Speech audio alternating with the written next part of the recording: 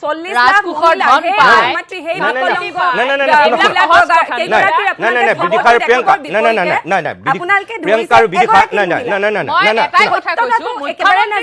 Subsidy পায় BJP এক minute এইটো প্ৰিয়ংকা ক'ব বিচাৰিছোঁ সংগীতা বৰুৱা বাইদেউ আপুনি যদি মোৰ কথা শুনিছে মই প্ৰথম আপোনাৰ পৰাই কিছু বক্তব্য ল'ব বিচাৰিছোঁ আপুনি এগৰাকী অসমৰ সুসন্তান এগৰাকী সম্ভ্ৰান্ত আপুনি মহিলা প্ৰেছ ক্লাব অফ ইণ্ডিয়াৰ আপুনি সভাপতিৰ গুৰু দায়িত্ব বহন কৰা এগৰাকী জ্যেষ্ঠ সাংবাদিক ৰাজ্যখনৰে নহয় গোটেই আমাৰ দেশখনৰে এগৰাকী আপুনি জ্যেষ্ঠ সাংবাদিক অসমৰ সামাজিক জীৱনৰ লগত আপুনি প্ৰত্যক্ষভাৱে দূৰৰ পৰাই জড়িত আৰু ওচৰৰ পৰাও জড়িত এই যে যিখন আঁচনিৰ সন্দৰ্ভত আজি আমি কথা পাতিব বিচাৰিছোঁ অসমত দুটা মত আছে এই আঁচনিখনক লৈ একাংশই পূৰ্ণ সমৰ্থন কৰে আৰু একাংশই কৈছে যে হিতাধিকাৰী সৃষ্টিৰ নামত ভোটাধিকাৰহে সৃষ্টি কৰা হৈছে এইবিলাক নিৰ্বাচন জয়ী হ'বৰ কাৰণেহে চৰকাৰে অকল তেনেকুৱা কিছু আঁচনি লৈছে নাগৰিক হৈ জীয়াই থকাতকৈ ভোটাৰ হিচাপে জীয়াই ৰাখিব বিচাৰিছে আমাৰ অসমৰ মহিলাসকলক আপোনাৰ দৃষ্টিভংগী এই ক্ষেত্ৰত কেনেকুৱা আপুনি কোনটো সঁচা কোনটো মিছা বুলি ভাবে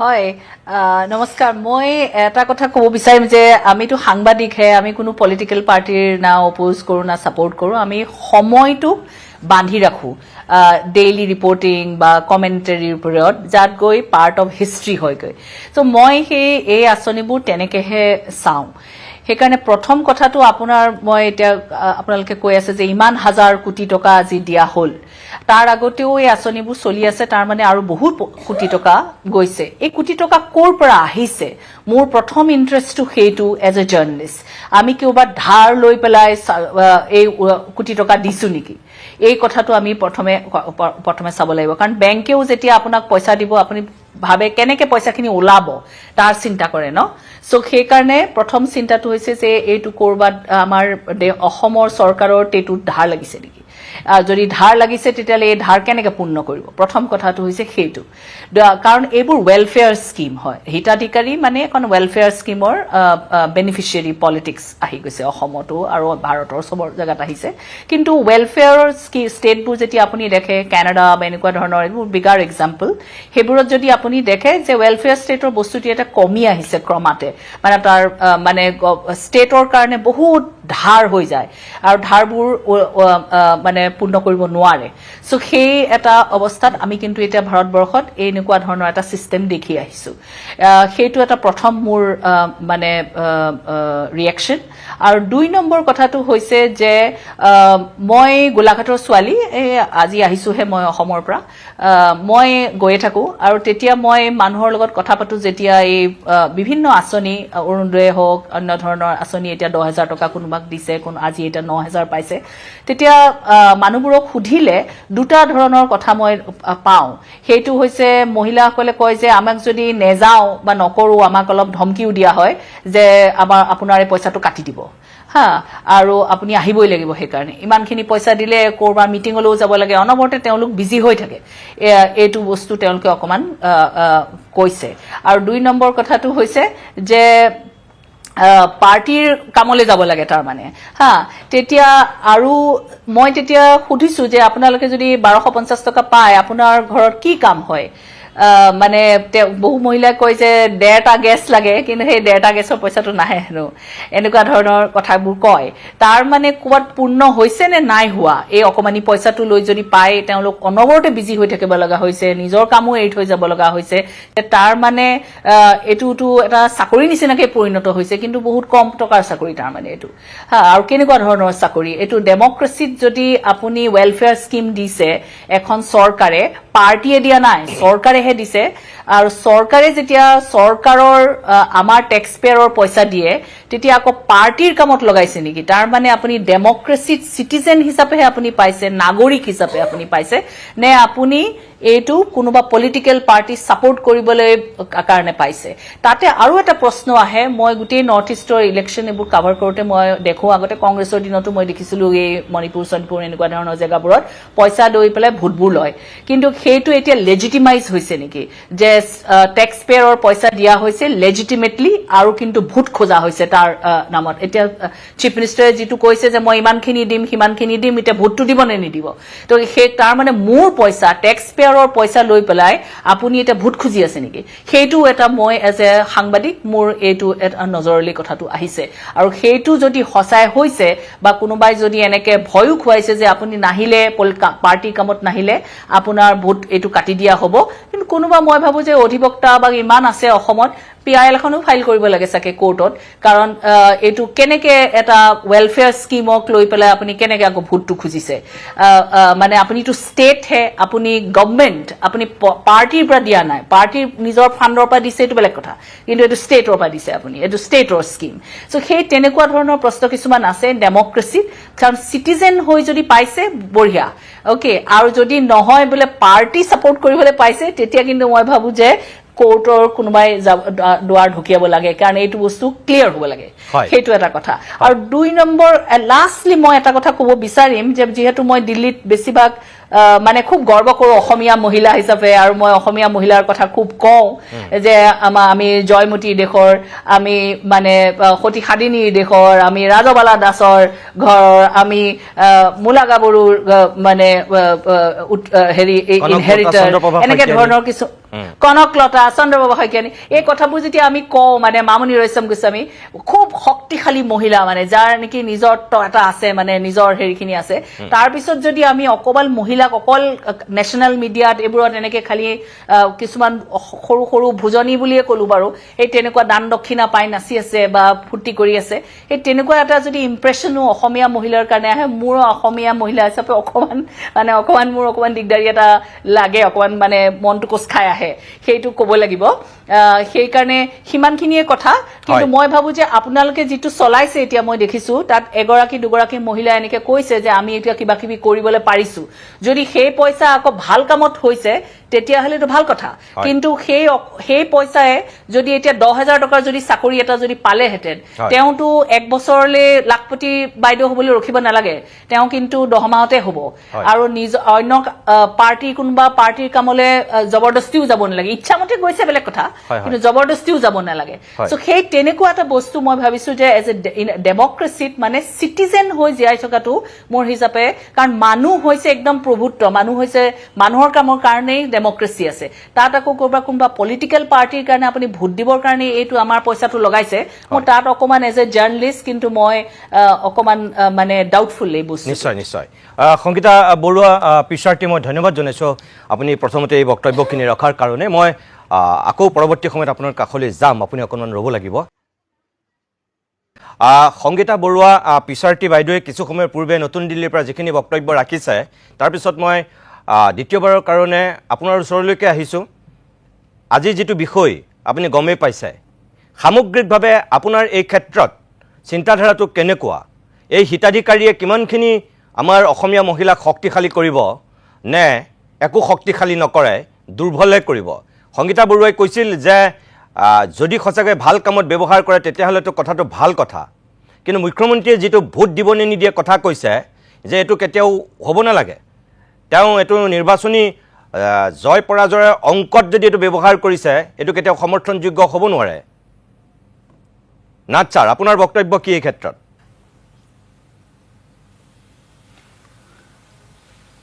প্ৰথম কথা বিষয়টো মানে লৈ পেলাই কথা ক'বলৈ ভয় লগা কথা আজিৰ সময়ত অসমত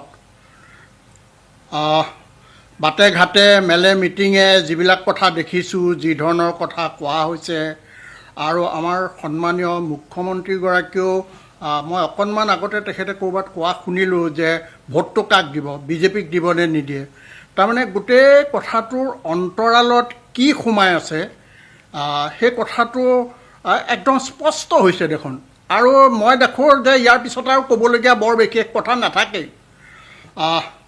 এটা আটাইতকৈ ডাঙৰ কথাটো হৈছে মই কথাটো কোনে কৈছিলে মই আপোনাক ক'ব নোৱাৰিম এই কথাটো মই ইয়াৰ লগত খুব প্ৰাসংগিক নহয় মই কিন্তু সেইকাৰণে এই কথাটো কৈ লওঁ যে এখন দেশ ধ্বংস হ'বৰ কাৰণে ঘুমন্ত প্ৰজা জঘন্য ৰজা আৰু তথ্য বিকৃত কৰি বাতৰি তাতৰি প্ৰকাশ কৰি সত্যক দাঙি নধৰা সাংবাদিকসকল থাকিলে যথেষ্ট বুলি কৈছে। গতিকে কথাটো হ'ল যে দেশখনৰ সকলোৱে কথাটো জানে, কথাটোৰ অন্তৰালত কি আছে, কি হৈছে, বিহাৰ নিৰ্বাচনৰ পিছত ৰাষ্ট্ৰীয় সংবাদ মাধ্যমবিলাকত কি কথা প্ৰকাশ হৈছিল, কথাটো সকলোৱে জানে। কিন্তু সকলোৱে জনাৰ পিছতো ঘুমন্ত প্ৰজাই কোনো একো কথা নকয়। এই শুই থকা মানুহৰ মাজৰ পৰাই আপুনি আজি এজন সাংবাদিক ওলাই এই কথাটো যে আলোচনাৰ মেজলৈ আনিছে, তাৰ কাৰণে প্ৰথম আপোনাক মই ধন্যবাদ দিছোঁ। নতুন দিল্লীৰ পৰা আমাৰ প্ৰেছ ক্লাবৰ সভাপতিগৰাকীয়ে যিকেইটা কথা কৈছে, মই কথাকেইটা শুনি আছোঁ তেজপুৰত বহি, আৰু তেখেতে কেইবাটাও গুৰুত্বপূৰ্ণ কথা কৈছে।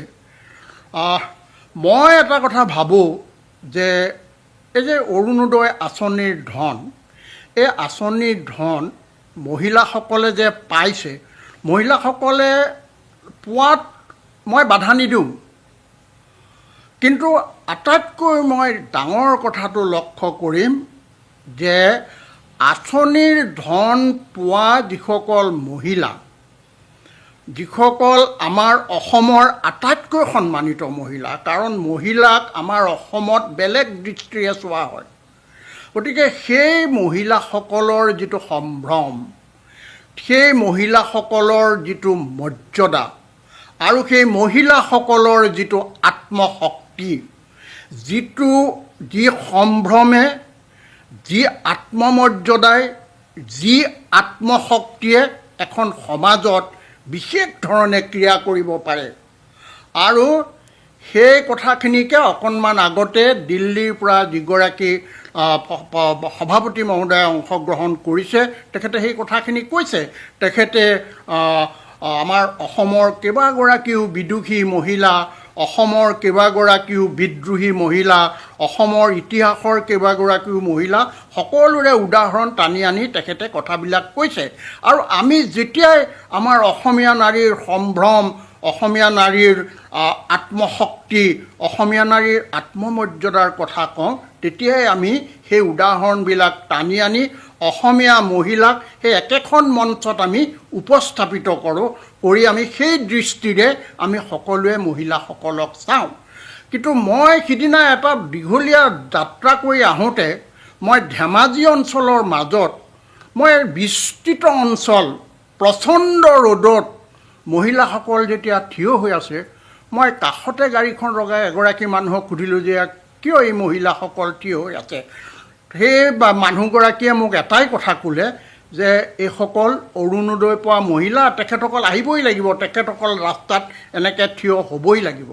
যে গণতান্ত্ৰিক এখন দেশত এই মহিলাসকলৰ, তেওঁলোকে কাক ভোট দিব, তেওঁলোকে কি কৰিব, সেইটো তেওঁলোকৰ ব্যক্তিগত স্বাধীনতা, তেওঁলোকৰ ব্যক্তিগত চিন্তা। এটা সুচিন্তিত ধৰণে দেশখন কোনে পৰিচালনা কৰিব, দেশখন উপযুক্তভাৱে কোনে পৰিচালনা কৰিব, সি যি ৰাজনৈতিক দলৰে নহওক, মই ব্যক্তিগতভাৱে কোনো ৰাজনৈতিক দলৰ মানুহ নহয়, যি ৰাজনৈতিক দলৰে মানুহ নহওক, যি ৰাজনৈতিক দলৰ হাতলৈকে ক্ষমতা নাযাওক, সুচিন্তিতভাৱে ভোট দি তেখেতসকলে তেনেকুৱা এখন চৰকাৰ নিৰ্বাচন কৰিব। আৰু যিখন চৰকাৰে দেশৰ সম্পদ লুণ্ঠন নকৰিব, যিখন চৰকাৰে এই দেশখন বিদেশী পুঁজিপতিৰ হাতত গতাই নিদিব, যিখন চৰকাৰে ইয়ালৈ কৰ্পোৰেট সংস্কৃতি এটা আমদানি নকৰিব, যিখন চৰকাৰৰ দিনত আমাৰ খেতিৰ পথাৰ সুৰক্ষিত হৈ থাকিব, যিখন চৰকাৰৰ দিনত আমাৰ খেতিয়কে উচিত মৰ্যাদা পাব, যিখন চৰকাৰৰ দিনত সকলো নাগৰিকে সমমৰ্যাদা পাব, যিখন চৰকাৰৰ দিনত দেশত ধৰ্ম, দেশত অন্যান্য কথালৈ কোনো বিভেদ নাথাকিব, অসূয়া নাথাকিব, অপ্ৰীতি নাথাকিব, তেনেকুৱা এটা দিন আহিব য'ত যিখন চৰকাৰে ধৰ্মৰ শাসন নচলাব, ন্যায়ৰ শাসন চলাব, তেনেকুৱা এখন চৰকাৰ সুচিন্তিতভাৱে ভোট দি তেখেতসকলে নিৰ্বাচন কৰিব। কিন্তু মই যদি কওঁ এটা ৰাজনৈতিক দলৰ সমৰ্থন হয়, ভোট আপুনি কাক দিব, ভোট কিন্তু আমাক দিব দেই, ইয়াৰ পিছত আপোনালৈ আমুক আহিব, তামুক আহিব, আমুক কথা, তামুক কথা, এই কথাবিলাকৰ দ্বাৰা মানুহৰ যিটো স্বতন্ত্ৰতা, চিন্তাৰ স্বতন্ত্ৰতা, মানুহৰ চিন্তাৰ স্বতন্ত্ৰতাৰ ওপৰত এই যে আঘাত ধনা হৈছে, মানুহৰ চিন্তাৰ স্বতন্ত্ৰতাক বিলুপ্ত কৰিব বিচৰা হৈছে নিতুমণি শইকীয়া ডাঙৰীয়া, এইটো কিন্তু দুৰ্ভাগ্যজনক। এই কথাবিলাকৰ কাৰণে এই জাতিটোৱে আজি ফল নুভোগে। আজি ভালে ভালে যাব কেইটামান দিন, কিন্তু ইয়াৰ পিছত আহি থাকিবলগীয়া যিবিলাক দিন আহিব, যিবিলাক কাৰণে অটল বিহাৰী বাজপেয়ী এই কথাবিলাক বৰ ভাল পোৱা নাছিলোঁ বুলি কৈছে তেখেতে, মুকলিকৈ কৈছিলে, মই যিমান দূৰ জানো। মই গোটেই তেখেতে কোৱা গোটেই কথাটো কৈ দিব নোৱাৰিম, মই পাহৰিছোঁ, কিন্তু এইটো বৰ সমৰ্থন তেখেতে বোধ কৰা নাছিল নেকি।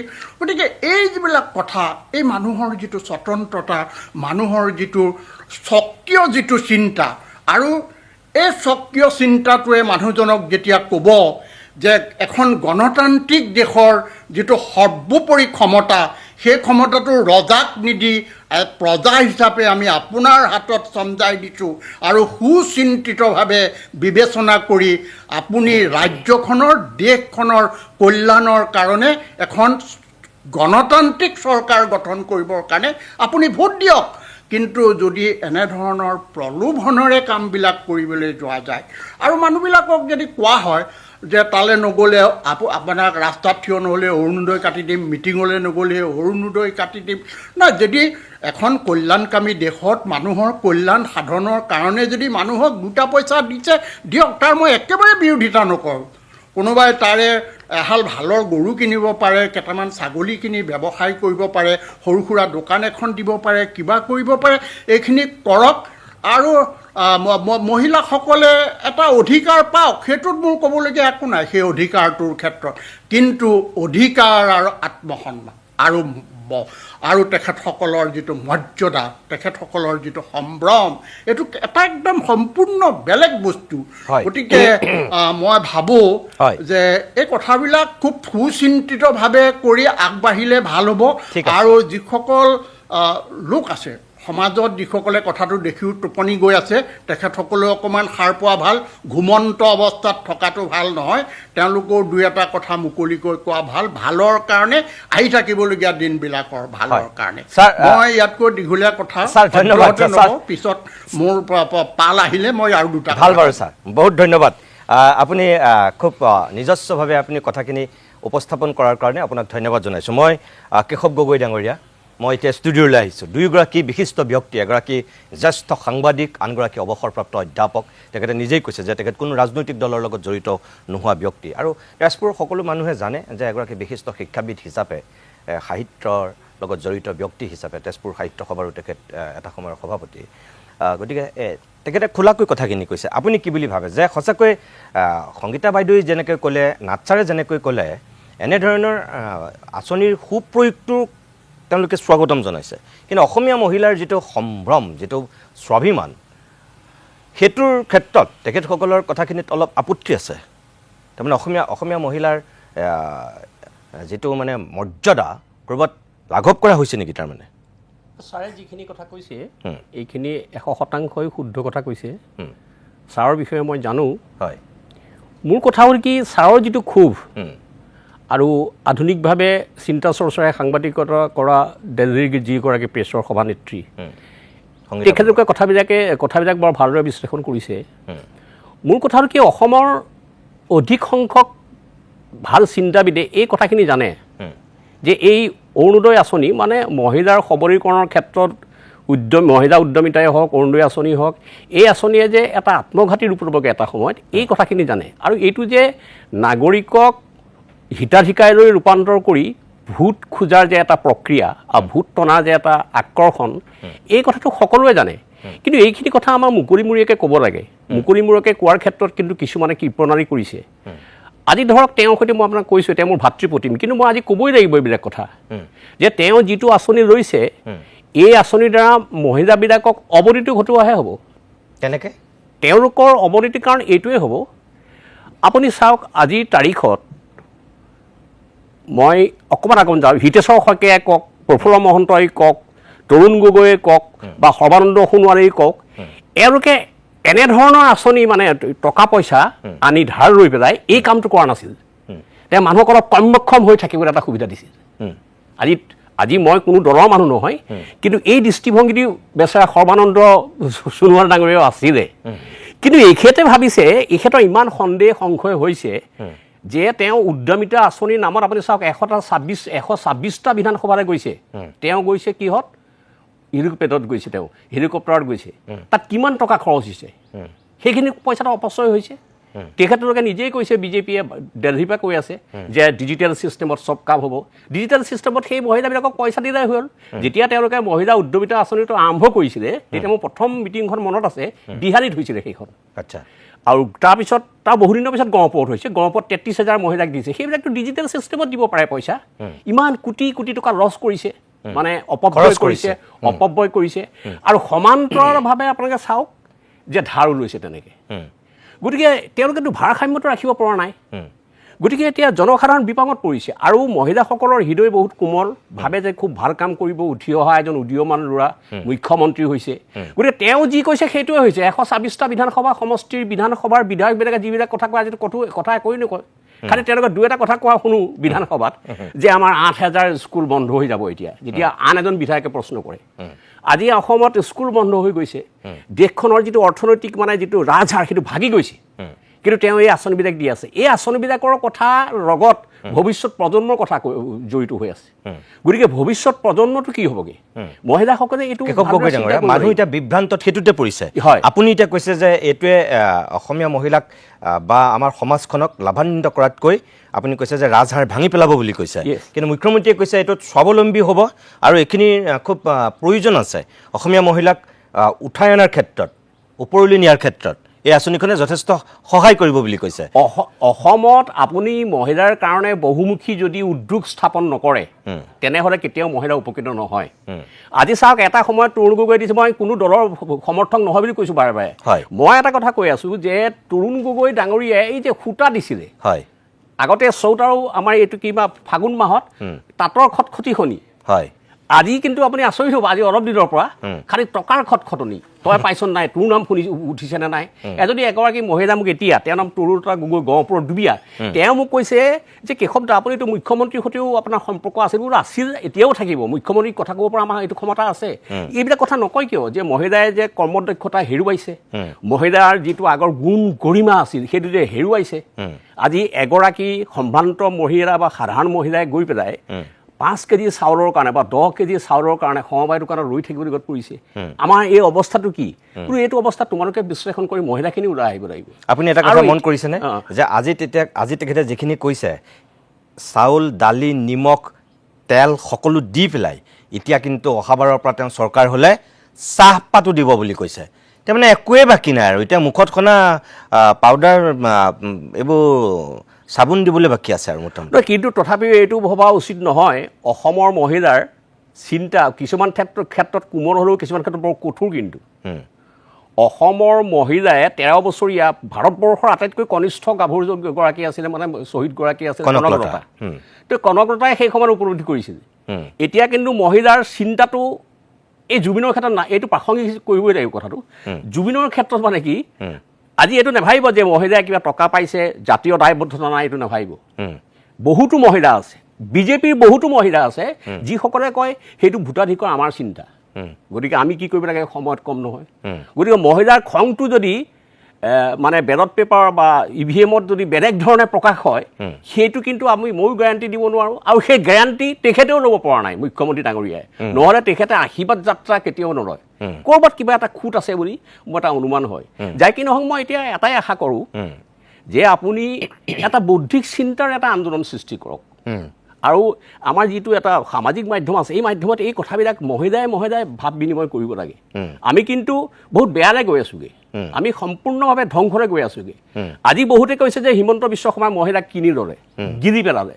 মই কিন্তু সেইটো নকওঁ। হিমন্ত বিশ্ব শৰ্মাক কিনি ল'লে আপোনাৰ আদানী, আম্বানী, মোদী, অমিত শ্বাহে, যিটো কাৰণে এটা বিভ্ৰান্তি হৈ তেওঁ এইবিলাক কথা কৈছে। তেওঁ কিন্তু বহুত ভাল চিন্তাশীল ব্যক্তি আছিল মই জনাত। মই মুখ্যমন্ত্ৰীৰ ক্ষেত্ৰত মানে সেইটো কথাই কৈছোঁ। মই জনাত মানে আপুনি মই জনাত বুলি ক'বই নালাগে, কাৰণ আপুনি আৰু হিমন্ত বিশ্ব শৰ্মা কিমান ক্ল'জ আছিল কটনৰ সেই সময়ৰ সকলো মানুহে জানে। কাৰণ আপুনি মই কৈছোঁ ইয়াৰ পূৰ্বে আমাৰ দৰ্শকসকলৰ নিশ্চয় মনত আছে যে আপোনাৰ কথা কিমান মুখ্যমন্ত্ৰীয়ে প্ৰশংসাৰে উপচাই দিছিল। আপুনি সেইজন কেশৱ গগৈ কটনৰ যিজন আপুনি জেনেৰেল ছেক্ৰেটাৰী তেতিয়াৰ দিনতে হিমন্ত বিশ্ব শৰ্মাই আপোনাৰ হতুৱাই হীৰেণ গোহাঁইৰ বিৰুদ্ধে তেতিয়াই কিতাপ লিখিছিল। আপুনি সেইজন কেশৱ গগৈ, আপুনি যিজন কেশৱ গগৈ আপুনি কটনৰ আজিৰ গোটেই হোষ্টেলবিলাক আপুনি নামাকৰণ কৰিছে। আপুনি সেইজন কেশৱ গগৈ আজি কটনৰ লাইব্ৰেৰী আপুনি নামাকৰণ কৰিছিল আপোনাৰ সাধাৰণ সম্পাদকৰ নেতৃত্বত। আৰু আপোনাৰ উত্তৰসূৰী হিচাপেই হিমন্ত বিশ্ব শৰ্মা পৰৱৰ্তী সময়ত কটনৰ 3বাৰৰ জেনেৰেল ছেক্ৰেটাৰী হৈছে। গতিকে আপোনালোক ছাত্ৰ নেতা হিচাপে তেতিয়াতো আপোনালোক দুইজন অত্যন্ত মানে যথেষ্ট প্ৰভাৱশালী। আপুনি যেনেকৈ সেই সময়ত নিজৰ বিচক্ষণতা প্ৰদৰ্শন কৰিছিল কটনত সাধাৰণ সম্পাদক হৈ, আপোনাৰ উত্তৰসূৰী হিচাপে হিমন্ত বিশ্ব শৰ্মায়ো সেই দক্ষতা আৰু বিচক্ষণতা কটনত পঢ়ি থাকোঁতে দেখুৱাইছিল।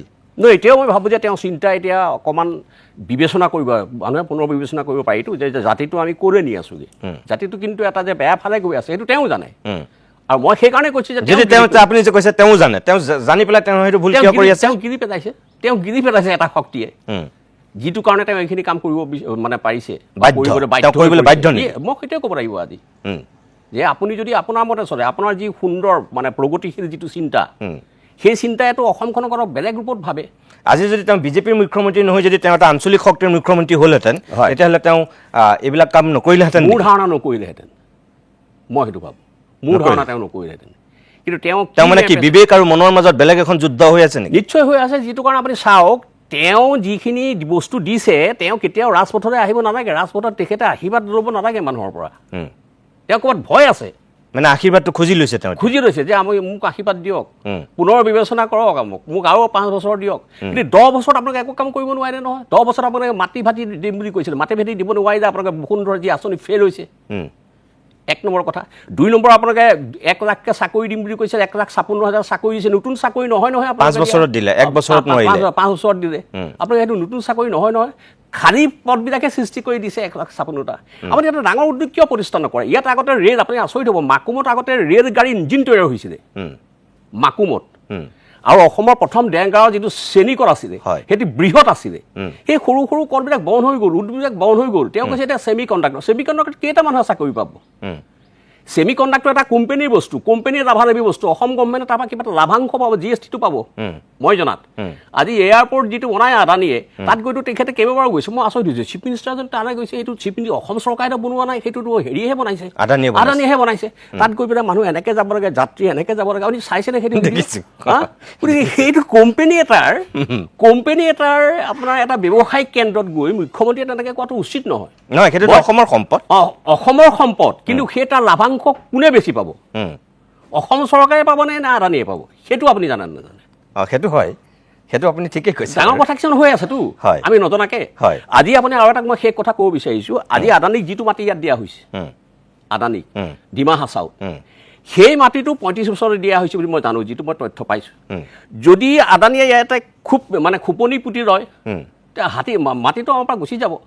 আৰু এটা অপ্ৰিয় সত্য কওঁ, কিছুমানে হয়তো দৰ্শকে শুনি বেয়াও পাব, আমাৰ যিখিনি বিদেশী মানুহ আহিছিল শ্বহীদ বিদিবত আমি শেষ কৰিলোঁ, আৰু বিদেশীৰ কাৰণে আমি আন্দোলন কৰিব নালাগে বুলি ময়ো ভাবোঁ, আৰু অসম সাহিত্য সভাপতিবিলাকেও সেইটোৱে ভাবে আগৰ।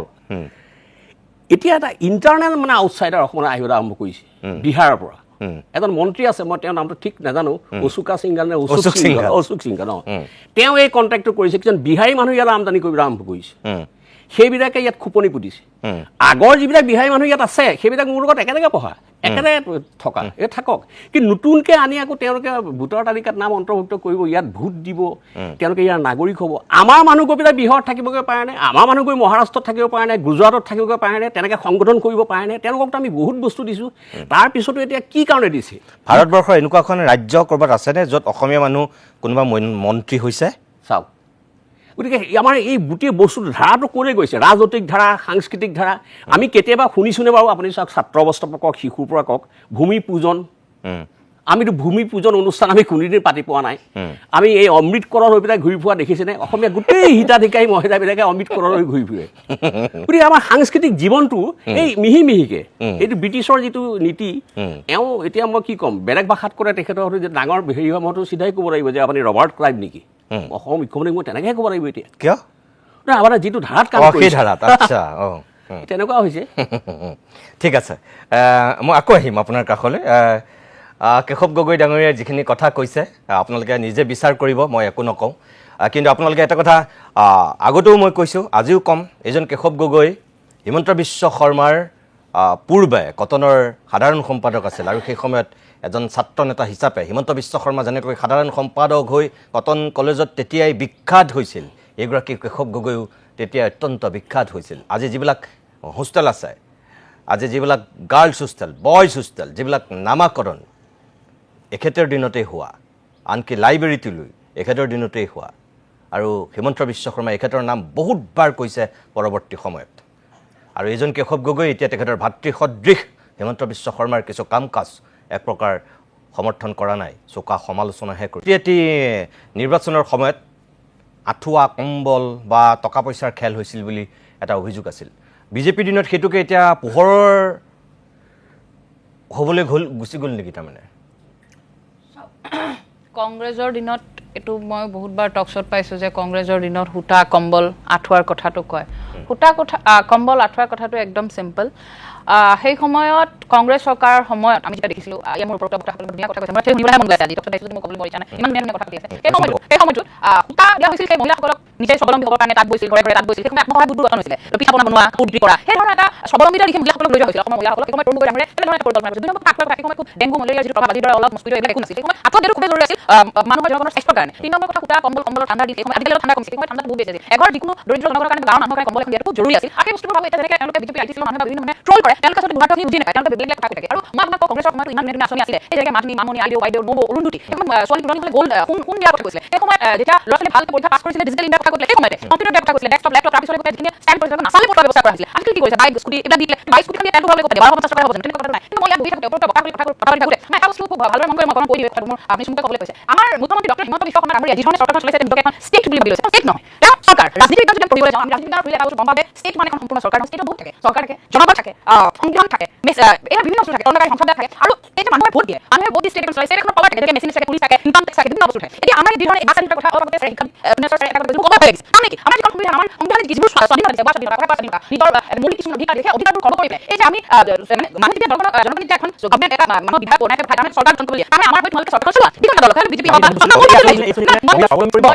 বা এই গোটেই বস্তুবোৰ আমি দেখিছোঁ যে এই মানে কনষ্টিটিউশ্যন চৰকাৰ এই গোটেই বস্তুবিলাক আমি সংবিধানৰ যিবিলাক অধিকাৰ, এই বস্তুবিলাক ভাঙি মুখ্যমন্ত্ৰী কি কৈছে যে মই তোমালোকক আঁচনি দিম, তোমালোকে মোক ভোট দিবা, আল্টিমেটলি গোটেই সংবিধানৰ বাইৰে গৈছে, মই সেইকাৰণে কৈ আছোঁ এই গোটেই চৰকাৰখনে মুখ্যমন্ত্ৰী হিমন্ত বিশ্ব শৰ্মাক ভালকৈ এক্সপ্লেইন কৰিব দিলে, তথাপিও কৈছোঁ মুখ্যমন্ত্ৰী হিমন্ত বিশ্ব শৰ্মাই প্ৰথম কামটো কৰিছে সংবিধানখন আইনখন ভংগ কৰিছে। এই আইনখন ভংগ কৰি কাৰণে যিদৰে ভোট খুজিছে, এই ভোট খোৱাৰ ক্ষেত্ৰত বেলেগ কথা যে অন্যান্য ৰাষ্ট্ৰীয় ভিতৰতে আঁচনি থাকিব, আপোনাৰ মোৰ ইয়াত বহিব আমি চাই তেখেতৰ ধৰণৰ ইনকাম টেক্স পইচা টেক্স পে কৰে, এই পইচাবোৰ এইবাৰ আঁচনিবোৰ দিয়া হয়তো আজি দেখিলোঁ আমি 9,000 টকা কিমানকৈ দিলে, আৰু গোটেই সংখ্যা আমি মিলাই 3,800 কোটি টকা হ'ব, 3,800 কোটি টকা হিমন্ত বিশ্ব শৰ্মাক ঘৰৰ দিব, মুখ্যমন্ত্ৰী ঘৰৰ দিব, নীতি শৰ্মাৰ যিবোৰ প্ৰপাৰ্টি কাঞ্চন যদি বন্দী ইণ্টাৰনেশ্যনেল য'ত মাটি কিনা হওক, মাজুলী মাটি কিনা হওক, আপোনাৰ জালুকবাৰী নাই বুলি ক'ব পাৰে, আপুনি কৰিব লাগে চবে গম পায়, মই ভয় কৰিম সেই প্ৰপাৰ্টি মোক দিব, নিদিয়ে। মই এটা কথা চৰকাৰে দিছে সুবিধা কিন্তু অহা 5 বছৰলৈ এইবাৰ ভোট তুলিব অন্তত মানুহে ভাবিলে কাৰণ এখন হিমন্ত বিশ্ব শৰ্মা আমাৰ ঘৰৰ পইচা হয়, মুখ্যমন্ত্ৰী প্ৰতিটো ঘৰৰ পইচা হয়, এইবাৰ ভোট দিওঁ। আৰু মই এটা কথা কেশৱ গগৈ ছাৰৰ লগত মই আগতে বহুত প্ৰশ্ন কৰিছোঁ, অসমত ভাবি বুলি কয়, মই অসমীয়া যিমান বিবেক এইবাৰ মহিলাসকলে কি বেলেগ ধৰণে মানে কিছু মিশ্ৰিত কথা আছে যিহেতু আপোনালোকৰ মতে এইখন এখন ভাল আঁচনি আছে, কিন্তু সকলোকে সন্দেহ ব্যক্ত কৰিছে, আপোনাৰ বক্তব্য কি হ'ব?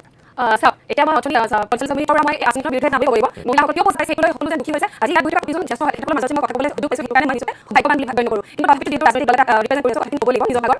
এতিয়া চাওক আমাৰ মহিলাসকলক এই আঁচনিখনৰ জৰিয়তে স্বাৱলম্বী কৰা হৈছে। ভাৰতীয় জনতা পাৰ্টীয়ে যেতিয়াৰ পৰা চৰকাৰ গঠন কৰিছে তেতিয়াৰ পৰা আমি সকলোৱে দেখি আহিছোঁ যে নাৰী সমাজৰ নিজৰ শিৰত সদায় এক উত্তৰমুখী যাত্ৰাৰ শক্তিশালী অংশীদাৰ হিচাপে ব্যৱহাৰ কৰিবলৈ চেষ্টা কৰি আছে, অংশীদাৰ বনাবলৈ চেষ্টা কৰি আছে। নাৰী সমাজখনক এক পৰ্যায়ত কৰি এৰি দিয়া নাই। আজি যি উদ্যম আঁচনি দিয়া হৈছে বা উন্নত আঁচনি দিয়া হৈছে, সেই আঁচনিৰে নাৰীগৰাকীৰ পৰিয়ালটো গৰিমা বাঢ়িব বা তেখেত স্বাৱলম্বী হ'ব। চাওক আমি সকলোৱে জানো যে সমাজত নাৰীগৰাকী শক্তিশালী হ'লেহে পৰিয়াল শক্তিশালী হয়, পৰিয়াল শক্তিশালী হ'লে সমাজ শক্তিশালী হয়, আৰু সমাজ শক্তিশালী হ'লে কিন্তু ৰাষ্ট্ৰ শক্তিশালী হয়। আজি মহিলাগৰাকীয়ে টকা পোৱাত ইমানখিনি আপত্তি থাকিব নালাগে, কাৰণ যিখিনি 1250 টকা বালি 9,000 টকা দিয়া হৈছে তাৰ ইনচাইড ষ্টৰি বহুত আছে। চাওক মহিলাগৰাকী 9,000 টকা কৈছে, সেই 9,000 টকাৰে তেখেতে কিছুমান বস্তু ক্ৰয় কৰিব, কিবা নিজৰ পছন্দ মতে কিনিব, সেই চুবুৰীটোত এটা চুবুৰীত মানিছো 7 লাখ টকা গৈছে, সেই চুবুৰীটোৰ উন্নয়ন হ'বনে নাই, তাই ক্ষুদ্ৰ ব্যৱসায়ীসকল লাভান্বিত হ'বনে নাই। আমি সদায় ওপৰলৈকে চালি বস্তুবোৰ নহ'ব, সদায় আমি ভিতৰতো সোমাই চাব লাগিব, ক্ষুদ্ৰ অৰ্থনৈতিক ডেভেলপমেণ্ট হ'ব। আজি চাওক লোনৰ কথা সকলোৱে কৈ আছে, কিন্তু এফআৰডিএমৰ মতে আমাৰ ৰাজ্যখনে 32% অফ দ্য জিএছডি ৰেট লোন ক্ৰয় কৰিব পাৰে, আৰু তাতে আমাৰ ভাৰতীয় জনতা পাৰ্টি চৰকাৰখনে এতিয়ালৈকে সেইটো মাত্ৰ 24% লোনে ক্ৰয় কৰিছে। সেইকাৰণে যি এটা কথা মিছাকৈ প্ৰচলিত কৰা হয় সমাজতে আমাৰ অসম চৰকাৰখন ধাৰত ডুব গৈ আছে, সেইটো এটা সম্পূৰ্ণভাৱে মিছা কথা। আৰু মহিলা স্বাৱলম্বী কৰাৰ ক্ষেত্ৰত আপুনি চাওক আজি 5,000তকৈ অধিক চেল্ফ হেল্প গ্ৰুপত ই-কমাৰ্চ প্লেটফৰ্মতো আপোনাৰ আপলোড কৰা হৈছে, য'ত 27.70 লাখ সামগ্ৰী বিক্ৰী কৰিছে মহিলাসকলে। সেইখিনি কথা আমি কেতিয়াও কিন্তু ৰাইজৰ আগত দাঙি নধৰোঁ, সেইটোতো মহিলাৰ কাৰণে কৰা হৈছে। আৰু লগতে 2021 চনত যেতিয়া আমাৰ মহিলাসকলে এই ক্ষুদ্ৰ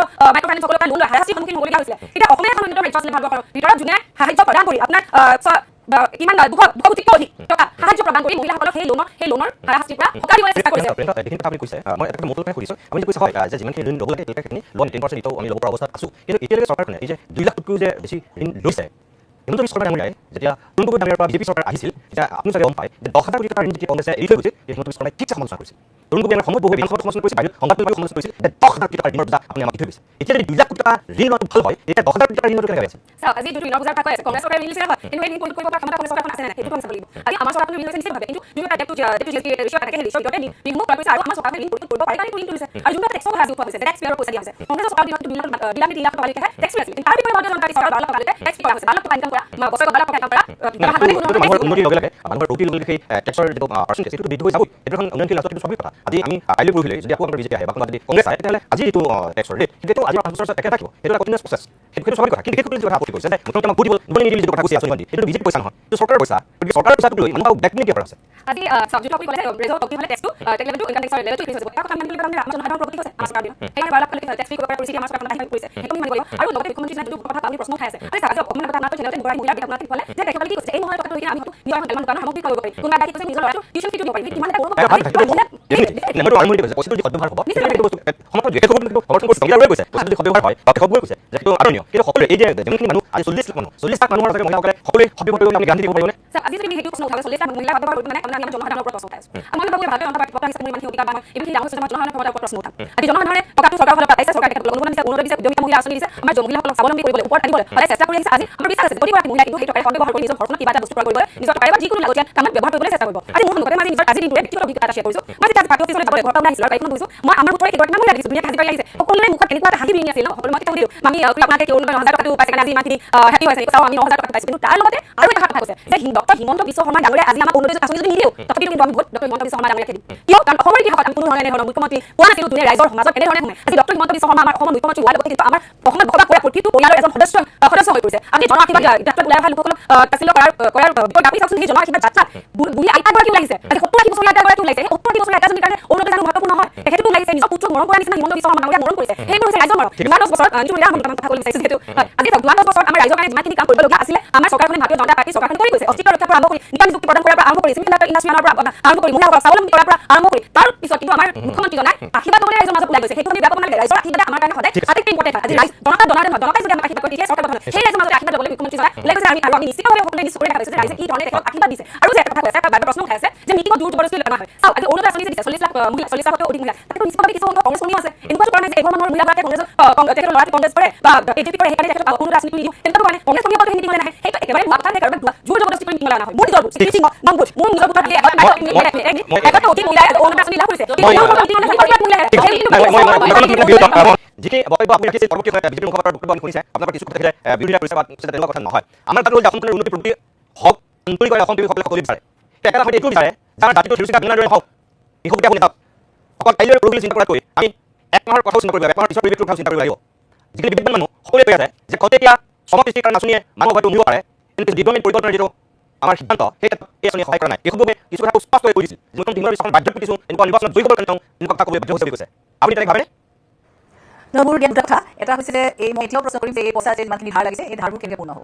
এনেই ক'ব পাৰি পলিটিকেল এনচাৰ এটা মই শুনিছোঁ, কিন্তু আমিতো জাৰ্নেলিষ্ট, আমিতো পলিটিকেল অবজাৰ্ভাৰ হয়, আমি কমেণ্টেটৰ হয় তথা আৰু সেইকাৰণে তথ্য ভিত্তিত আমি জানিব লাগিব কেনেকৈ এই পইচাটো আকৌ ঋণটো মাৰিব। সেইটো এটা মোৰ প্ৰশ্ন আৰু প্ৰথমে আছিল আৰু কিয়। আৰু 2 নম্বৰ কথাটো হৈছে যে ডেমক্ৰেচিখনত যদি এনেকৈ চিটিজেনক এই ৱেলফেয়াৰ স্কিম দিয়া হৈছে চৰকাৰ এখনে দিছে, দৰকাৰ হোৱা মানুহে লৈছে, কিন্তু যদি সেইটোৰ বাবদ ভোট খুজিছে তেতিয়াহ'লে মই ভাবোঁ যে এটা কোৰ্টৰ ওচৰলৈ যোৱা দৰকাৰ, এটা দৰকাৰ। কাৰণ আজিৰ এখন চৰকাৰ আছে, কাইলৈ অন্য এখন চৰকাৰ আহিব, কিন্তু চবেই যদি এই চিষ্টেমটো ডেমক্ৰেচিত আৰম্ভ কৰে তেতিয়াহ'লে ডেমক্ৰেচিৰ হেল্থ ষ্টৰ এটা কথা আহে। সেইকাৰণে মই ভাবোঁ যে এইটো আহিব লাগে, এটা লিগেল পইণ্টলৈ যিহেতু আহিব লাগে আৰু টাইম লাগে। আচলতে ইলেকশ্যন কমিশ্যনেও এই বস্তুটো চাব পাৰে, কিন্তু আজি ইলেকশ্যন কমিশ্যন এখন খুব উইক ইনষ্টিটিউশ্যন আৰু সেইকাৰণে মই ভাবোঁ যে জুডিচিয়াৰীৰ পৰা এই বস্তুটো এটা ক্লিয়াৰেঞ্চ লাগে। আৰু আহিল কথা আপুনি যে কৈছে যে এনেকৈ ৰাতিৰ কথা আহিছে, মই এটা কথা ক'ম যে এতিয়া চাহপাত দিম বুলি কৈছে, তেল দিব, এনেকৈ ধৰণে একেবাৰে মোৰ একদম ঘৰত আমাৰ মন্দিৰলৈ দিয়া ভোজনটো মনত পৰিছে। এনেকৈ যদি আমি দি মানুহক দি আছোঁ তেতিয়াহ'লে আমাৰ জাতিটো হ'ব কি? তাৰমানে ইমানকণ পইচা তোমাক দি দিছোঁ, ইমানখিনি বস্তু দিছোঁ, ইয়াতে তুমি চলা। আৰু এই ছাপ্লায়াৰবোৰ কোন? তাৰমানে 2-3টা মানুহে তাৰমানে ধনী হ'ব, যি তেজপাত মানে চাহপাত দিছে, কোনোবাই তেল দিয়া এজনহে হ'ব চাগে, আৰু সেই মানুহখিনি ধনী হ'ব, কিন্তু বাকীখিনিয়ে কিন্তু তেওঁলোকৰ দিয়া বুজনি লৈ থাকিব লাগিব। সেই তেনেকুৱা অৱস্থাত সমাজখন আমাৰ অসমীয়া জাতিটো ক'লৈ যাব? মই ভাবোঁ যে কালেক্টিভলি আমি কথাটো চিন্তা কৰিব লগা হ'ল। আৰু মহিলা অসমৰ মহিলা কোনোবাই কৈছে ইয়াতে যে অসমৰ মহিলা বৰ খান্দাত মহিলা, তো সেইকাৰণে মই যেতিয়া দূৰৰ পৰা দিল্লীত মানে এনেকৈ কয় যে তহঁতৰ মহিলা এনেকৈ কৰিছে, এনেকৈ নাচি থাকে, এনেকুৱা দুপইচা পায়, মোৰ তেতিয়া মনটো মানে দুখ লাগে। মই ভাবোঁ যে কিন্তু মোৰ অসমীয়া মহিলাৰ ওপৰত বিশ্বাস আছে যে নিজৰ এই কথাটো জাতিটোৰ যিটো এটা তেওঁলোকৰ এটা ৰোল আছে সেইটো তেওঁলোকে চিন্তা কৰিব বুলি মই ভাবোঁ। আৰু এই পইচাটো যিখিনি যদি পাইছে সেইখিনি যদি কিবা ভাল কামত লগাব, আপুনি কিবা তাৰ পৰা যদি উপাৰ্জন হয়, সেইটো আকৌ ফোন এটা কিনি 4.5 লাখ কিনি আপুনি কম কৰিব। একদম মই ধন্যবাদ জনাইছোঁ সংগীতা বৰুৱা পিছৰ বাইদেউ। ছাৰ মই সেইবাৰ কাৰণে আপোনাৰ কাষলৈ আহিছোঁ। ছাৰ আপুনি একদম শেষত গোটেই এই বিষয়টো মুখনি মাৰিবৰ কাৰণে যদি অসমৰ জনসাধাৰণৰ সন্মুখত চমুকৈ মই দুটামান কথা ক'বলৈ কোনটো হ'ব? মই প্ৰথমে এটা কথা ক'ম যে আমাৰ সমাজৰ যিসকল প্ৰান্তিক নাৰী সেইসকলৰ সকলোৰে ওচৰলৈ কথাবিলাক গৈছেনে নাই, সেইটো এটা প্ৰথম কথা। আৰু দ্বিতীয় এটা কথা, যে এখন কল্যাণকামী ৰাষ্ট্ৰত চৰকাৰে মহিলাসকলকে হওক পুৰুষসকলকে হওক যি আঁচনিৰে তেওঁলোকক স্বাৱলম্বী হ'বলৈ দিছোঁ বুলি কৈছে, সেইবিলাক কথা বতৰা কৈছে তেওঁলোকে চৰকাৰে, সেইটো যদি কৰিব বিচাৰিছে, মই এজন টেক্স দিয়া মানুহ, মোৰ দেশখনৰ উন্নয়নত মোৰ এটা সিংহ ভাগ আছে, মই টেক্স দিছোঁ, টেক্স পেয়াৰ এজন অৱসৰপ্ৰাপ্ত শিক্ষক হিচাপে মই টেক্স দি আছোঁ। এতিয়া মই ভাবিম যে নাৰীসকলৰ তথা সামগ্ৰিক সমাজৰ কল্যাণৰ কাৰণে এই অৰ্থবিলাক ব্যয় হ'বনে নাই, সেই এটা কথা। আৰু দ্বিতীয় এটা কথা, মই অকণমান একাষৰীয়া হৈ কথা এটা কওঁ, দুটা বস্তু বৰ ভয়ংকৰ, এটা ধৰ্ম, এটা অৰ্থ। ৰবি ঠাকুৰে এটা ডাঙৰ কথা কৈছিল, ধৰ্মৰ বেছে মোহ এডাৰ এছে ধৰে, অন্ধছেদন মাৰে আৰু চুডু মৰে। গতিকে এক ধৰ্ম আৰু দ্বিতীয় কথা অৰ্থৰ যিটো কথা, এই গোটেই কথাবিলাক আজি আমাৰ যি চৰকাৰে নহওক, যি চৰকাৰৰ মুৰব্বীয়ে নিদিয়ক, অকল এইটো তেখেতৰ মূৰৰ ওপৰতে বোজা নহয়, এই যিটো ঋণ লৈছে, কিবা কৰিছে, ইয়াৰ সমস্ত বোজা আমিও বহন কৰিছোঁ। আৰু এটা কথা মই লক্ষ্য কৰিছোঁ যে আমাৰ ৰাজ্যখনত এইবিলাক কথা হৈ আছে, পুতলা নাচৰ সূত্ৰধাৰে সূতাডাল বাৰু ক'ৰবাৰ পৰা ধৰি টানি আছে নেকি এনেকুৱা কামবিলাক কৰিবৰ কাৰণে। আৰু দ্বিতীয় কথা যে সকলো ৰাজনৈতিক শক্তি বিলুপ্ত হৈ এটা শক্তিয়ে শাসনত অধিষ্ঠিত হওক, ৰাজ্যখনৰে হওক দেশখনৰে হওক ফেডাৰেল ষ্ট্ৰাকচাৰ ধ্বংস হওক, তাৰ কাৰণে যদি এই কথাবিলাক প্ৰয়োগ কৰা হৈছে, এইটোও কিন্তু এখন গণতান্ত্ৰিক দেশৰ কাৰণে, ভাৰতবৰ্ষৰ কাৰণে ভয়ংকৰ কথা। কাৰণ ভাৰতবৰ্ষৰ স্বাধীনতাৰ লগত স্বপ্ন আছে, ভাৰতবৰ্ষৰ মানুহৰ আজিও বহুত স্বপ্ন আছে, অকল এইখিনিয়ে নহয়। গতিকে সকলোখিনি যাতে সঠিকভাৱে সাৰ্থক কৰিব পাৰে। আৰু ৰাজনৈতিক নেতাৰ আটাইতকৈ ডাঙৰ কথা মই ভাবোঁ, ৰাজনৈতিক নেতাৰ আটাইতকৈ ডাঙৰ বস্তু দূৰদৃষ্টি আৰু ভৱিষ্যত যিটো দৃষ্টি। আমাৰ লালু প্ৰসাদ যাদৱে সেইকাৰণে সংসদত কৈছিল, মন্ত্ৰী যায়গা দেশ একবাৰ মুঠি से निकल जाएगा तो उसको संभालना मुश्किल पड़ जाएगा। গতিকে সমতলে মানুহ আহিব যাব, কিন্তু এখন সুন্দৰ ৰাজ্য সুন্দৰ দিয়ে আমাৰ কাৰণে যাতে থৈ যায়, আমিও থাকিম, আমাৰ উত্তৰ ধন্যবাদ ছাৰ। প্ৰজন্মৰ কাৰণে আমি চিন্তা কৰিব লাগিব। হিমন্ত বিশ্ব শৰ্মাৰ প্ৰতি ব্যক্তিগত আমাৰ কোনো আক্ষেপ নাই। ৰাজহুৱা কাঠতে এওঁলোকৰ তীক্ষ্ণ ভাৱসম্পন্ন ব্যক্তি, ব্যক্তি পৰিশ্ৰমী ব্যক্তি। মই সৰু কথা শেষ কৰিব বিচাৰিছোঁ, আজি কথা হৈছে মেডিকেল কলেজ ইউনিভাৰ্চিটি হৈছে, পেছৰ অভাৱ আছে, মেডিকেল কলেজৰ ডক্টৰৰ অভাৱ আছে, যিবিলাক খা অভাৱ আছে, তাৰ এক বাস্তৱ উদাহৰণ। ৰত্নগৈ বুলি এগৰাকী সাংসদ হয়, ইয়াত ইমান ডাঙৰ মেডিকেল কলেজ আছে, কিন্তু ভৰিটো হ'লে দেলহিতে ট্ৰিটমেণ্ট দিছে। গুৱাহাটী মেডিকেল কলেজৰ চুপাৰিণ্টেণ্ডেণ্ট অভিজিত শৰ্মা, তেওঁ বেমাৰ হৈছে, তেওঁ ট্ৰিটমেণ্ট কৰিছে পৰিব। কিন্তু মেডিকেল কলেজ হৈছে ইউনিভাৰ্চিটি হৈছে বুলি কয়, কিন্তু এই অভাৱবিলাক কিয় আছে? এই অভাৱবিলাকে কয় মৌলিক, এই মৌলিক কামবিলাক অসম চৰকাৰে কৰিব লাগে। অসম চৰকাৰে মহিলাক হাঁহ তুলিব লাগে, যে চাউল দিবা, হাঁহ 50টা, ছাগলী 50টা, কণীটো দিবা, হাঁহ কণী দি খুৱাই আছে, মহিলা সন্তুষ্টি একেবাৰে। কলা টকা দিছে, 9,000 সন্তুষ্টি হৈ গৈছে। গতিকে মহিলাই সেই কথাবিলাক বিশ্লেষণ কৰক, মহিলাই পাওক সেই বস্তুবিলাক, যেতিয়া দিছে এতিয়া চৰকাৰে গ্ৰহণ কৰক। কিন্তু এইটো মুখ্যমন্ত্ৰী চৰকাৰে আছে, বহুত মহিলা কিন্তু আজি বঞ্চিত হৈ আছে। যদি ভাৱে কৰক চৰকাৰে কৰা নাই, জড়িতবিলাক দলৰ বুজোৱা এজেণ্টে কৰিছে, কিন্তু অসম এজেণ্টে কৰিছে, যি মানে দলৰ ভাৱটো নষ্ট কৰিছে। গতিকে চিন্তা সুন্দৰ হওক, অসমখন ভাল হওক, আৰু হিমন্ত বিশ্ব শৰ্মাই নতুন দৃষ্টিভংগী অসম গঢ়িবৰ কাৰণে চেষ্টা কৰক। তেনেকুৱা এতিয়া যিটো ক'লে আপোনালোকে মানুহে বাৰু সঁচাকৈ পাই আছে নেকি অৰুণোদয়? তেনেকুৱা একো নাই, আপোনালোকে মানুহে কেতিয়াও ইয়াত অৰুণোদয় পাব নোৱাৰে, কাৰণ আমাৰ বহুতখিনি সেইখন কাৰণে সুবিধা দিয়া হৈছে। তাৰ বিপৰীতে আমাৰ চৰকাৰ দিনত পইচাটো যাতে ডাইৰেক্ট বেনিফিচিয়েৰী তাত যায়, সেইটোহে সুবিধা আছে, কিন্তু ইণ্টাৰমিডিয়েৰী ইয়াতে ৰখা হোৱা নাই। আৰু চাবটো অকণমান আমাৰ দাদাই কথা ক'লে যে চিকিৎসকে চুপাৰিণ্টেণ্ডেণ্ট জিএমচি বাহিৰত চিকিৎসা কৰিছে, বা অকণ বাহিৰত চিকিৎসা কৰিছে। নিজৰ লাইফ এক্সপেৰিয়েঞ্চৰ পৰা কৈছোঁ দাদা, মোৰ পিতৃৰ কেঞ্চাৰ হৈছিলে, মোৰ পিতৃৰ চিকিৎসা হৈছিলে টাটা মেমৰিয়েল মুম্বাই, চৰকাৰ আছিলে কংগ্ৰেছৰ, তেওঁ কিন্তু বাহিৰতে চিকিৎসা কৰিছে, আৰু মোৰ পিতৃ নাথাকিলে, দুবছৰতে মোৰ পিতৃ ঢুকালে। কিন্তু তাৰ বিপৰীতে মোৰ ওচৰ চুবুৰীয়া বহুখিনি, মোৰ মামা খুৰা বহুখিনি এনেধৰণৰ জীয়াই আছে, যোনে ডিএমচি আমি নৰ্থ ইষ্ট কেঞ্চাৰ হস্পিটেলত ট্ৰিটমেণ্ট কৰিছে, কিন্তু এতিয়াও সুন্দৰভাৱে জীয়াই আছে। সেইটো আমি এতিয়া ক'ব নোৱাৰোঁ যে কোনোবা চিকিৎসা কৰিব, সেইটো আমি নিজৰ ক'ব নোৱাৰোঁ। কাৰোবাৰ ধন আছে, তেখেতসকলে বাহিৰত চিকিৎসা কৰিছে, কোনোবাই অসমত চিকিৎসা কৰিব বিচাৰিছে, কোনোবাই অসমত চিকিৎসা কৰিব। আৰু লগতে চাহপাতৰ যে কথাটো কৈ আছে, চাহপাত অলপ দিন সৰকাৰী চাহপাত দিব বুলি, চাহপাত দিয়াৰ ফলত আমাৰ অসমত চাহপাতৰ ক্ষেত্ৰত চাহ আমি যোনটো দিছে, সেই যে ডেভেলপ হ'ব, সেইটো জানিব লাগিব।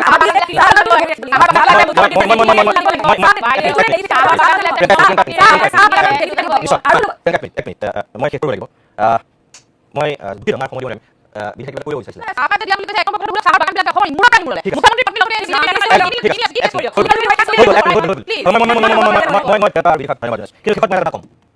প্ৰিয়ংকাক এইমাত্ৰ মই সুধিছিলোঁ, কৃষক গগৈয়ে যে এইমাত্ৰ কৈছিল যে নাপাবলগীয়া মানুহে পাইছে নেকি বাৰু? প্ৰিয়ংকা পিছে নাই, তেনেকুৱা হোৱা নাই। কিন্তু দৰ্শকসকল, মই শেষত এটা দৃশ্য আপোনালোকক দেখুৱাব বিচাৰোঁ। এতিয়া অৰুণোদয় আঁচনি এখন নাপাবলগীয়া মানুহে পাইছে। যদিও বিজেপিয়ে অস্বীকাৰ কৰিছে, কংগ্ৰেছৰ দিনতো তেনেকুৱা হয়, কংগ্ৰেছ অস্বীকাৰ কৰে, বিজেপিৰ দিনত হৈছে, বিজেপিও অস্বীকাৰ কৰিছে। প্ৰিয়ংকা আপোনাক মই কথা দেখুৱাওঁ আৰু দৰ্শকসকলক দেখুৱাওঁ। এটা দৃশ্য চাব আপোনালোকে। এই দৃশ্যটো মই দৰ্শকক এইকাৰণে ক'ব বিচাৰোঁ যে জোনাই দৃশ্য, এই মহিলাগৰাকী দেখিছে আপোনালোকে, এইটো তেওঁলোকৰ শ্ব'ৰুম। এই শ্ব'ৰুমটো দেখিছে বৰুৱা, এইটো TVS ডিলাৰ, মোবাইল অনুষ্ঠান কৰিছে। মই আপোনালোকক দেখুৱাইছোঁ, তেখেতৰ এটা বৰুৱা PG আছে, 3 মহলীয়া। এইখন ডিলাৰ, এই ব্যক্তিজনৰ তেখেত হৈছে পশ্চিম জোনাই মণ্ডলৰ বিজেপিৰ সাধাৰণ সম্পাদক। তেখেতৰ এইটো ডিলাৰ, এটা PG আছে CC বৰগাঁৱত, আৰু তেখেতৰ নাম হৈছে দীপেন বৰুৱা। তেখেতৰ পত্নীৰ নাম হৈছে সুলেখা কোঁৱৰ। এয়া ভৱনটোৱে উদ্বোধন কৰিছিল নিজে। আৰু এইখন হৈছে আজি যি বেংকত এই যে একাউণ্টৰ যোগেদি পইচা পাইছে, সেইসকল মানুহৰ তালিকা। আৰু এই তালিকাখনত এই যে আপোনালোকে দেখিছে এই নামটো 1205 18100861068 সুলেখা কোঁৱৰ, চিমেণ্ট চাপৰি, এয়া হৈছে এই দীপেন বৰুৱাৰ পত্নী। এটা ঘৰ আছে তেখেতসকলৰ, ঘৰটো যদি আপুনি চাই দেখিব ৰাজপ্ৰসাদ এটা মোটামুটি দুমহলীয়া যিটো বিশাল অট্টালিকা, যিটো ঘৰ ভাবিব নোৱাৰা। এইজনে এজন দীপেন বৰুৱা, পশ্চিম জোনাই মণ্ডলৰ তেওঁ সম্পাদক, তেওঁ ডিলাৰ আছে, তেওঁ PG আছে 3 মহলীয়া, আৰু তেখেত এজন প্ৰতিষ্ঠিত ব্যৱসায়ী, তেওঁৰ ব্যৱসায়ী। তেখেত দুনাই সকলোৱে চিনি পায়, চিনি পায়। কিন্তু এই সুলেখা কোঁৱৰ অৰুণোদয় আঁচনিৰ ধন পাইছে। প্ৰিয়ংকাই কৈছে নাই পোৱা, আৰু মই কৈছোঁ পাইছে। এয়া মই তথ্য সহকাৰে দেখুৱাই দিছোঁ। জোনাই বিজেপিৰ পশ্চিম জোনাই মণ্ডলৰ সম্পাদক দীপেন বৰুৱাৰ। আৰু তাৰ আৰু মই কিছু অকণ চাচা এতিয়া দেখুৱাটো প্ৰয়োজন কৰা নাই। এইটো কিন্তু ঘৰ বনাই থকাৰ সময়ত এতিয়া ঘৰটো হৈ গ'ল। এই দুমহলীয়া যিটো অট্টালিকা দেখিছে, মই আকৌ কৈছোঁ যে তেখেতৰ লগত কোনো ব্যক্তিগত মই একো শত্ৰুতা নাই, মই তেখেতৰ জীৱনত লগ পোৱা নাই, চিনি নাপাওঁ। কিন্তু সাংবাদিক হিচাপে কিছুমান খবৰ আমাৰ হাতত থাকে, আৰু সেইকাৰণে মই শেষত প্ৰিয়ংকা সুধিছিলোঁ, কৃষক গগৈ তাৰ আন্তৰিক কৃষক গগৈ কৈছে নাপাবলগীয়া বহুত মানুহে অৰুণোদয় ধন পাইছে। সঁচাকৈ বিজেপি মানুহ হোৱাৰ কাৰণে বিজেপি মানুহৰ সাধাৰণ সম্পৰ্কে বলি তেওঁৰ পত্নী এনেকুৱা যদি অৰ্থনৈতিকভাৱে সচ্ছল হোৱা মানুহ যদি আজি অৰুণোদয় ধন পাইছে তেনেহ'লে সেয়া অন্যায়। সেয়া বিজেপিয়ে কাৰোবাক ঠগিছে, যোগ্যজনক বঞ্চিত কৰিছে। এইটো 40 লাখ মহিলা বিয়া হৈছে। এটা নাম উঠাই আমি টকশ্বট কৰিলে নহ'ব। 40 লাখ গৰাকী মহিলা। আপুনি গাঁৱৰ মহিলাগৰাকীৰ কথাখিনি স্বীকাৰ কৰিছোঁ ন। গাঁৱৰ মহিলাগৰাকীৰ ওপৰত একেবাৰে ফ'কাছ আছে ক'ত যদি চাওক তথ্যটো সত্য নে নাই সেইটো মই একেবাৰে নাজানো। এইটো তথ্য জোনটা বুলি লিখা আছে সেইটো কথাটো মই ইয়াত আজি একেবাৰে নাজানো। কিন্তু আপোনালোকে 40 লাখ মহিলাকে আপোনালোকে সেই